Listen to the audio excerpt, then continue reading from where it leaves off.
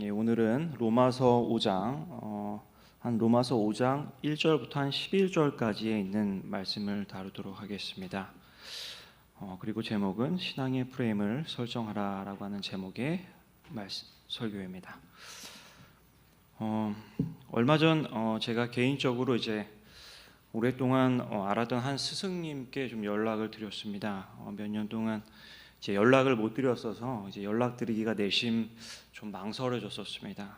오랫동안 이렇게 연락을 하지 않으면 이제 그런 경우들이 있지 않습니까? 그래서 많이 가까운 사이여서 이제 매일 몇 번씩 찾아가기도 하고 이제 그랬었지만 많이 대화하고 이제 그랬었는데 뭔가 서먹해진, 그래서 연락드리기가 좀 이렇게 좀 그런 상황이었는데 이제 그래서 이제 고민하다가 이제 한 몇 주 정도 고민하다가 한 연락을 드렸습니다. 이제 신호가 가는데도 상당히 긴장이 되었습니다. 그리고 이제 전화를 받으시더라도 혹시 바쁘시면 어떡하나, 혹시 또 이제 좀 차가우시면 어떡하나 반응이 이렇게 좀 고민을 했었어요. 그런데 전화를 받으셨는데 너무 반갑게 맞아주시는 것이었습니다. 그리고 이야기를 나누면서 이제 하시는 말씀은 너가 전에는 이제 내 마음을 많이 오해했었다라고 하는 말씀도 하시고, 그래서 이제 그렇게 말하고 나고 나니까 이제 삐져가지고 이제 연락도 안 했다고 하시면서 이렇게 웃으면서 말씀하시더라고요. 제가 오랫동안 이렇게 연락을 못 드렸기 때문에 이제 그랬었습니다. 그래서 사실 좀 이렇게 통화를 하면서 약간 좀 울컥했습니다. 너무 늦게 연락드린 것에 대한 죄송함도 있었고요. 그래서 오랜만에 연락이 닿은 것에 대한 이제 그런 느낌들이 있었기 때문입니다. 그리고 이제 이렇게 이제 그립고 또 반가운 사람하고의 다시 만나는 것, 또는 이렇게 연락이 다시 되는 것, 또는 이제 관계가 다시 이렇게 풀리게 되는 것, 이런 것을 화목이라고 좀 할 수 있을 것 같습니다. 이렇게 누군가와의 관계가 다시 화목하게 된다는 것은 어떻게 보면 매우 극적이기도 하고 이제 또 감동이 있는 것이기도 하고, 딱딱했던 내 마음이 서로의 이해와 용서 안에서 다시 풀어지는 것이죠. 이것이 화목하게 된다는 것이 아닌가 생각하게 됩니다.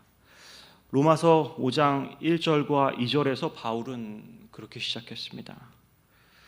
그러므로 우리가 믿음으로 의롭다 하심을 받았으니 우리 주 예수 그리스도로 말미암아 하나님과 화평을 누리자.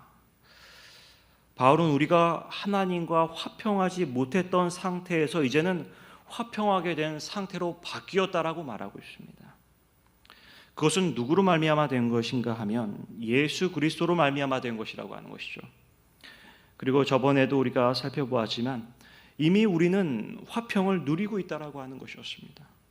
이것은 우리가 사람과 사람의 관계가 회복되는 것보다 더 감명 있고 더 감동적인 것이라고 생각합니다. 왜냐하면 이것은 사람을 살리는 힘이 있기 때문이에요. 그리고 이렇게 우리가 하나님과 화목하게 될 때 우리는 사람과도 화목하게 될 수 있기 때문입니다. 우리가 하나님과의 관계가 깨어진다면 사람과의 관계도 결국 깨어질 수밖에 없는 것입니다. 왜냐하면 우리의 관계의 기초는 다름 아닌 사랑이기 때문입니다. 우리는 아담과 하와가 에덴 동산에서 얼마나 서로 사랑하는 부부였는지에 대해서 우리는 볼 수가 있습니다. 이렇게 하와가 창조되었을 때 그 아담은 하와를 보면서 이렇게 말했습니다.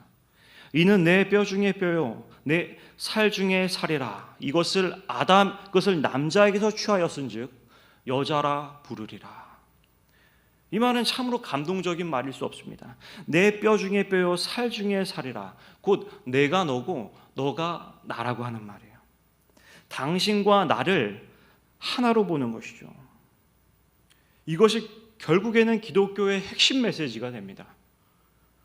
그래서 이것을 이제 신약으로 넘어와서 예수님께서는 이것을 적절하게 그 당시 사람들이 알아들을 수 있도록 번역해서 말씀해 주십니다. 내 이웃을 내 자신같이 사랑하라, 이렇게 말씀하죠. 내 이웃을 내 자신같이 사랑하라. 이렇게 우리가 이웃을 사랑하는 것은 곧 에덴으로 돌아가는 것이라는 것입니다. 그것이 에덴으로 돌아가는 것이라고 말하는 것이죠. 이렇게 아담은 하와를 자신의 일부로 여겼습니다. 그런데 그들이 뱀의 유혹에 의해서 하나님과의 관계가 깨어졌을 때 아담은 하와에게 자신의 책임을 전가하게 되는 것이죠.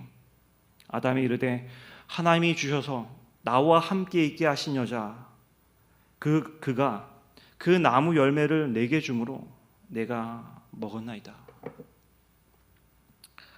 하나님께서 나에게 주신 그 여자 때문에 내가 선악과를 먹었다라고 하는 것입니다. 자신의 책임을 하와에게 전적으로 넘기고 있는 것이죠.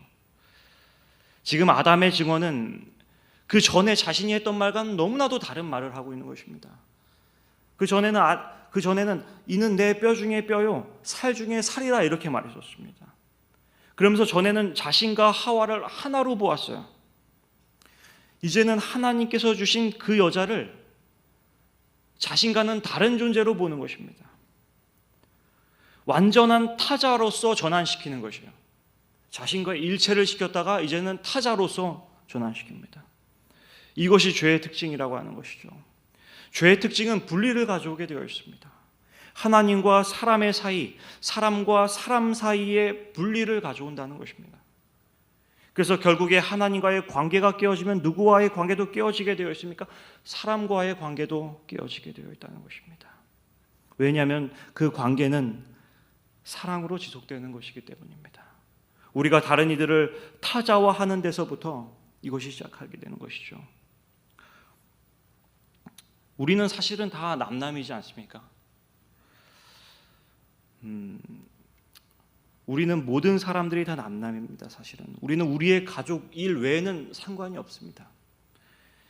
그런데 사실 그곳에서부터 우리가 죄인이라고 하는 증거가 나타난다라고 하는 것이죠. 사실 에덴에서의 관점에서는 우리 모두가 다 가족이요 내 뼈 중에 뼈요 살 중에 살이라고 말하는 것입니다. 그런데 이미 그런 사랑을 우리가 잃어버렸다라고 하는 것입니다. 이미 희망이 없는 상태에 있다라고 하는 것입니다. 이미 그러한 사랑이 우리 인간의 몸에 없다라고 하는 것입니다. 우리의 마음에 없다라고 하는 것이에요. 그래서 로마서 5장 5절에는 무엇이라고 말하고 있냐면 소망이 우리를 부끄럽게 하지 아니함은 우리에게 주신 성령으로 말미암아 하나님의 사랑이 우리 마음에 부은 됨이니라고 말하고 있어요. 관계의 기본이 이제 사랑인데 그 사랑을 누가 부어준다고 하는 것입니까? 하나님께서 그것을 부어준다고 하는 것입니다. 하나님께서 그 사랑을 부어주심으로 우리가 그러한 사랑을 가질 수 있다라고 하는 것입니다.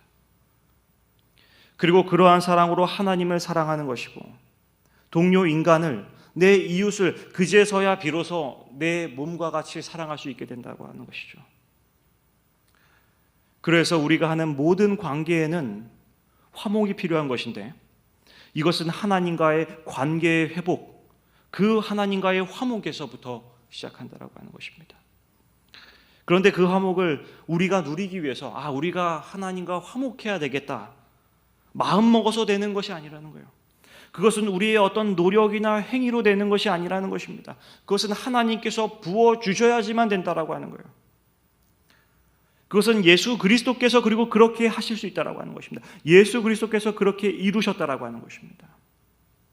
그래서 우리는 이미 화목의 상태에 들어갔다라고 1절과 2절에서는 말하고 있는 것이죠.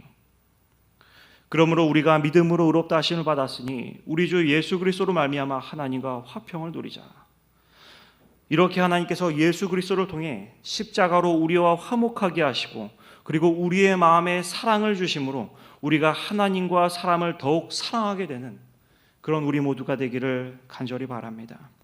그리고 2절을 보게 되면 또한 그로 말미암아 우리가 믿음으로 서 있는 이 은혜에 들어감을 얻었으며 하나님의 영광을 바라고 즐거워하느니라 이렇게 말하고 있습니다.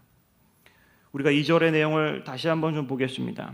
그로 말미암아 우리가 믿음으로 서 있는 이 은혜에 들어감을 얻었다고 말하고 있죠. 이것은 이미 들어갔다는 것을 말하는 것입니다. 그리고 나서 앞으로의 미래에 있을 하나님의 영광을 바라고 즐거워한다라고 이렇게 말합니다. 우리가 이미 은혜에 들어갔는데 아직은 오지 않은 하나님의 영광이 또 있다라고 하는 것이에요. 이것은 이미 그리고 아직이라고 하는 신학적으로 상당히 중요한 용어에 포함됩니다. 영어로는 이제 already not yet이라고 이렇게 이제 부르는 그런 용어인데요. 이것이 무엇인가 하면 우리는 이미 십자가에 달린 예수님으로 인해 하나님의 은혜에 들어갔습니다. 그것은 사실입니다. 그리고 구원받았음에 대해서 이야기할 수 있습니다. 그런데 반면에 우리는 아직 하늘에 가지 않았다는 것이죠. 아직 새 하늘과 새 땅이 이 땅에 창조되지도 않았다라고 하는 것입니다. 우리의 현실은 그대로라고 하는 것이에요. 이것이 바로 이미 구원받았지만 아직 구원받지 않았다라고 말할 수 있는 것입니다. 왜냐하면 아직 예수님께서 재림하시지 않으셨기 때문에. 그래서 우리가 아직 이 땅에 살아가는 상태는 그대로 있다는 것입니다. 우리는 아직도 매일 출근하고 퇴근하고 지겹도록 반복되는 그러한 일상들이 계속됩니다. 우리가 지금 예수님을 통해 그 은혜에 들어감을 얻었다고 하더라도, 그것을 알았다고 해도 우리의 몸이 갑자기 호련히 변화되지 않는다는 것입니다. 우리의 삶은 그대로라고 하는 것입니다. 이렇게 신자가 예수님의 십자가를 통해 구원받고 예수님의 재림까지의 기간은 긴장 상태가 있는 거예요. 이것을 이미 그리고 아직이라고 말하는 것입니다. 그래서 3절부터는 이렇게 말합니다. 다만 이뿐 아니라 우리가 환난 중에도 즐거워하나니 이는 환난은 인내를, 인내는 연단은 소망을 이루는 줄 알미로다. 여기서부터 고난의 문제에 대해서 이야기하기 시작합니다. 그리스도인의 삶은 평화의 문제로만 끝나는 것이 아니라고 하는 것이죠. 역설적으로 그 삶은 고난이 있는 삶이기도 하다는 것을 말하고 있습니다. 5장 1절과 2절에서는 평화에 관한 문제로 끝이 났어요. 평화에 관한 문제가 주제였고 그것으로 끝이 납니다. 그런데 그 다음 절에서는 고난에 대해서 이야기합니다, 바울이. 그리고 4절에서 다시 소망으로 또 마치게 되죠. 이것에 대해서는 이제 8장까지 쭉 이어집니다. 이 5장에서부터 8장까지를 한 어떤 그룹으로 이제 보게 됩니다. 그래서 로마서 5장부터 8장까지는 소망의 특징이 우리 안에 계시는 성령으로 이루어진다는 것을 설명하고 있어요. 그래서 우리가 그 전에 짚고 넘어가야 할 것은 무엇이냐면 바로 여기서 언급하고 있는 고난에 대한 언급이라고 하는 것입니다. 고난은 그리스도인들에게도 있을 수 있다는 것을 말합니다. 아니, 바울은 이 고난이라는 것을 상당히 중요하게 생각합니다. 바울 당시에 이제 고대 문헌들과 유대인들이 생각했던 고난은 어떤 것이었냐면 신실한 백성들에게는 고난이 있다는 것을 말합니다. 그리고 그것이 그들의 신실함의 표지였어요. 그것이 그 당시 문헌들과 바울의 일치점입니다. 바울 당시에 이제 철학적인 사조들도 그랬습니다. 바울 당시에 인기를 끌었던 스토아 철학은 역경 속에서 인내하는 것을 높이 평가했고 믿을만하다고 증명된 성품을 귀하게 여겼다, 이렇게 말합니다. 이것을 로마서 5장 3절과 4절의 말씀과 비교를 해보면 비슷한 것을 우리가 보게 되는 것이죠. 이제 다른 버전의 성경이 좀 더 명확하게 이제 번역이 된 것 같아서 좀 가져왔습니다. 그뿐만 아니라 우리는 환난을 자랑합니다. 우리가 알기로 환난은 인내력을 낳고 인내력은 단련된 인격을 낳고 단련된 인격은 희망을 낳는 줄 알고 있기 때문입니다. 이렇게 말합니다. 여기서 보면 인내력은 인격을 낳는다고 말했어요. 그런데 바울 당시의 스토아 철학도 역경 속에서 인내하는 것을 높이 평가했다고 합니다. 그리고 믿을만하다고 증명된 성품을 귀하게 여겼다는 거예요. 그로 인해서 나타난 인내와 인격이 이렇게 연관된 것이죠. 그 당시에 어떤 철학적인 그 사조가 그랬다는 거예요. 그래서 바울이 이것을 인정한다는 것이죠. 이처럼 그 당시 문헌들과 바울의 기록들을 비교해보는 건 상당히 재미난 것들이 많습니다. 그리고 그것을 통해서 그 당시 기록들과 바울의 기록이 무엇이 같고 무엇이 다른지를 알아보면서 우리는 바울이 말하고자 하는 것을 더 명확하게 알 수가 있어요. 이것은 참 의미 있는 작업일 것입니다. 우리가 고난에 대한 것을 그 당시 유대인들의 관점과 바울의 관점에서 살펴볼 수가 있다는 거예요. 참 특이한 것이 있습니다. 성경에서 말하는 고난에 대해서 더 자세하게 한번 들어가 보겠습니다. 기본적으로 모세가 기록한 신명기 28장과 30절에서는 간단하게 율법에 순종하는 자에게는 축복과 보호가 약속됩니다. 그리고 율법을 순종하지 못하는 자들에게는 가난과 고난이 약속됐어요. 이거 분명합니다. 이것은 우리도 많이 들었던 것입니다. 하나님께 순종하느냐 불순종하느냐에 따라서 복과 저주가 임한다. 이것은 상당히 전통적이기도 하고 이방 종교에서도 많이 이야기할 법한 그런 이제 내용들입니다. 그런데 실제적으로 많은 그리스도인들이 하나님의 뜻대로 이렇게 살아가거나 신실한 사람들이라고 할지라도 삶에 고난이 없습니까? 그렇지 않아요. 고난이 있습니다. 신실한 사람들은 다 부자입니까? 신명기 약속에 의하면 부자가 돼야 됩니다. 아니면 좀 더 다르게 해석해봐도 신실한 사람 중에 최소한 가난한 사람들은 없어야 됩니다. 그런데 실제 삶이 그렇게 이상적으로 이어지지 않는다는 거예요. 이것이 유대인들 속에서도 어떤 고민거리였을 것입니다. 이것도 유대인들도 자꾸 자신도 한번 생각해 보는 것이죠. 그래서 바울 당시에 있었던 문헌들은 신명기 전통을 좀 따르기보다는 예언서의 전통, 구약의 예언서 전통을 따라가는 경향들이 좀 많았어요. 그 복과 저주, 그러니까 의인의 어떤 신실함에 대해서 신명기보다는 예언서에서 말하는 것들을 따라가기 시작합니다. 이와 같은 묵시 공동체들이 묘사하고 있는 정의를 행하는 것과 고난을 경험하는 것 사이의 상관관계는 신명기 학파보다는 예언서 전승 위에서 더욱 분명하게 드러난다. 구약의 예언서에서 의인들은 보통 불의한 수단으로 부를 축적하는 예루살렘 성전의 악한 지도자들로부터 억압받는 사람들이다. 이 지도자들은 가난한 자들의 신앙을 의심하였고 자신들이 가진 부와 번영이 곧 자신들의 의로움을 증명한다는 식의 주장을 펼치기 위하여 신명기 전승을 사용했다. 반면 앞서 말한 공동체는 스스로를 예언서 전통 위에 올려놓음으로써 번영한 악한 대적들을 겉으로만 의로워 보이는 자들과 연결시킨다. 여기서 보면 이제 여기서 보시면 이제 신명기 학파보다는 예언서 전승에 더욱 이제 분명하게 드러난다라고 이제 말하기도 하고, 반면에 앞서 말한 공동체는 스스로를 예언서 전통 위에 올려놓음으로써라고 말하고 있습니다. 예언서에서는 의인들이 고난받는 것에서 당연하게 생각합니다. 이것은 쉽게 이야기해서 바울 당시에 있었던 문헌들은 의인이 고난받는 것에 대해서 예언서 전통을 받아들였기 때문에 의인들이 고난받는 것을 합당한 것으로, 오히려 좋은 것으로 받아들였어요. 그러니까 신명기의 축복과 저주의 전통은 먼 미래로 일단 밀어넣습니다. 이것은 아직 우리에게 오지 않았다. 이것은 언젠가 성취될 것이지만 신명기에 말하는 것은 저 먼 미래에 있다. 그리고 나서 이제 현재는 예언서 전통에 있는 의인들은 이제 고난받을 수밖에 없다는 것과 그것이 의인됨의 표지라고 하는 사상을 받아들이는 것이죠. 그리고 바울이 이 결을 따라갑니다. 왜냐하면 바울도 그 시대에 살고 있는 유대인이었기 때문이에요. 그래서 우리가 이렇게 바울의 이야기를 보았을 때 하나님을 신실하게 믿는 사람들도 고난이 있을 수 있다는 것입니다. 그런데 바울은 이런 고난이 그리스도인들에게 꼭 필수적인 것이라고 또 말하진 않아요. 우리가 이제 이 땅에서 보았을 때도 정말 삶이 그렇게 어려움 없이 이렇게 순탄하게 진행되는 사람들도 있어요. 성경에서는 특히 이삭을 보면서 그렇게 이제 설명하기도 하는데요. 그래서 어쨌든 이런 고난의 과정이 그리스도인에게는 어쨌든 필요한 것으로서 설명합니다. 이것은 엘렌 화이트도 이렇게 말합니다. 생애의 시련은 우리의 품성에서 불순물과 거친 것을 제거해내는 하나님의 일꾼이다. 이들에 의해 채석되어 깎이고 끌로 새기어지고 갈리고 다듬어지는 것은 고통스러운 경험이다.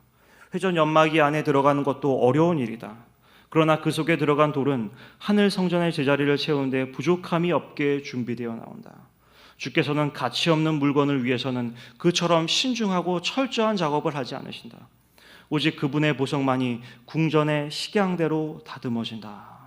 엘렌 화이트도 이제 이러한 글 또한 이제 그런 흐름을 따라가는 것이죠.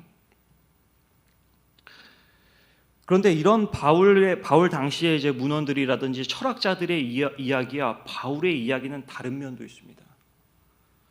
바울뿐만이 아니라 어떤 선지자도 그 시대 안에 살아가는 그 당시 그 문화와 시대의 사람일 수밖에 없어요. 거기를 벗어날 수 없습니다. 왜냐하면 인간이기 때문에. 이것은 당연한 거예요. 엘렌 화이트도 19세기의 사람이기 때문에 그의 글과 그의 문체와 그의 사상들은 19세기의 사람입니다. 그런데 그런 이들이 그런 상황들에 휘둘리지 않고 독자적으로 무언가를 주장하는 것이 있으면 그것은 반문화적인 것이고 특별한 것이라고 볼 수가 있어요. 이것이 오늘 설교에서 중요한 것입니다. 아까 보았던 그 톰 라이트의 증언을 좀 더 끝까지 보겠습니다. 바울 당시에 인기를 끌었던 스토아 철학은 역경 속에서 인내하는 것을 높이 평가했고 믿을만하다고 증명된 성품을 귀하게 여겼지만 인내의 결과로서 소망에 관한 이야기를 내놓지는 못했다. 그러나 바울의 내러티브 세계 안에는 소망에 관한 풍성한 이야기가 있다. 인내의 결과로 좋은 성품을 만드는 것에 대해서는 이야기한다 이거예요. 세상 철학도. 바울 외에 세상 철학도 인내가 좋은 성품을 만드는 것은 이야기한다. 근데 그 이상이 없다는 거예요. 스토아 철학에는. 그렇지만 바울은 그것을 소망으로 연결시킨다는 것입니다. 그것은 좀 더 이따가 보겠습니다. 바울의 것은 거기서 끝이 아니라 그냥 인격이 좋아지는 데서 끝이 아니라 인간은 그 너머에 무언가의 소망을 이야기한다는 것입니다. 그리고 바울 당시의 문헌들에서는 의인들의 정의와 고난으로 이제 의인들이 정의와 고난을 이제 정의를 행하고 고난을 받음으로써 그 땅을 속죄하게 되는 것이라고 말하고 있어요. 그래서 바울은 거기에서 누구를 내세우나요? 그리스도를 내세웁니다. 그 당시 유대인들은 그랬다는 거예요.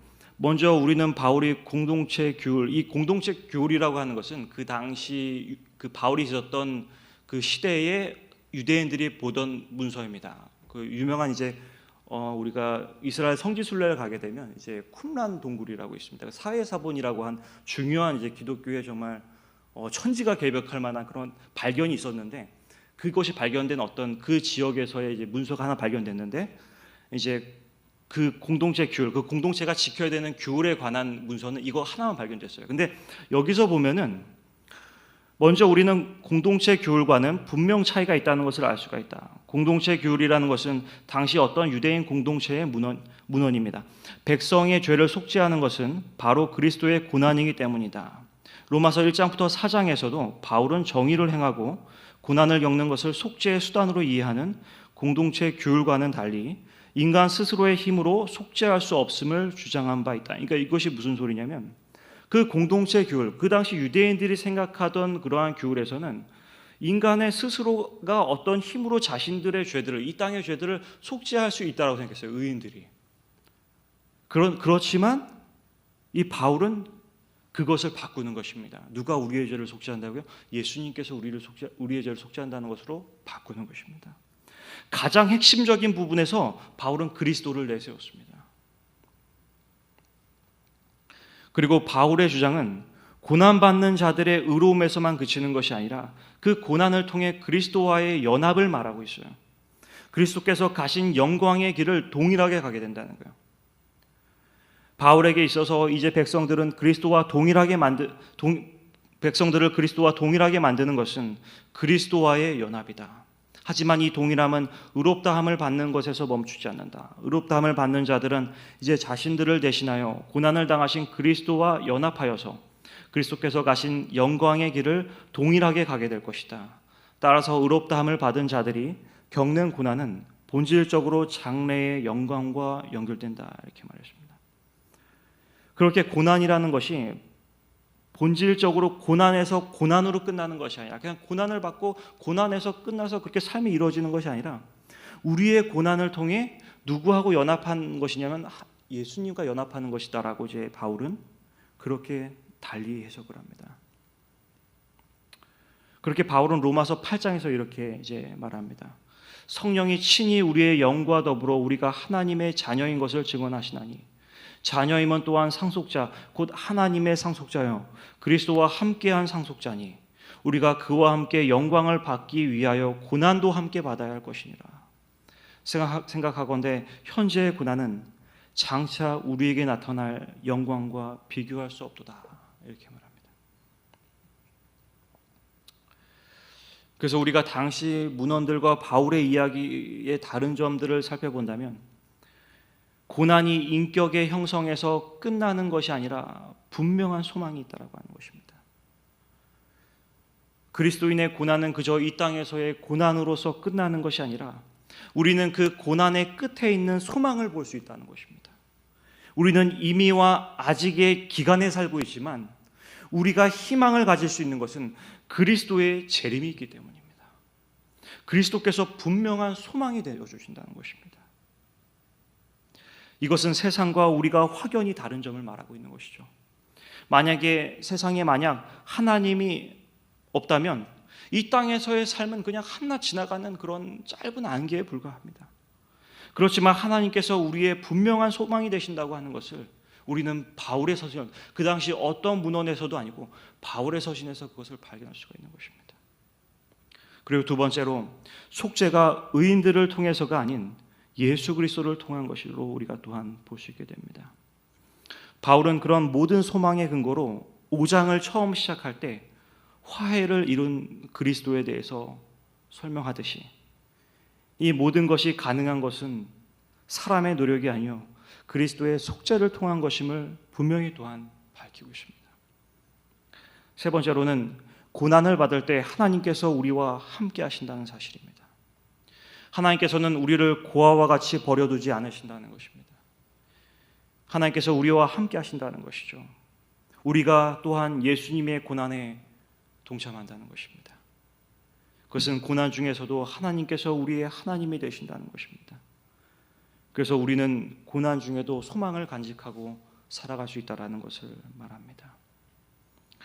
그래서 또 바울은 빌립보서 3장 8절에 이런 말을 했습니다. 또한 모든 것을 해로 여김은 내 주 그리스도 예수를 아는 지식이 가장 고상하기 때문이라. 내가 그를 위하여 모든 것을 잃어버리고 배설물로 여김은 그리스도를 얻고 라고 말했어요.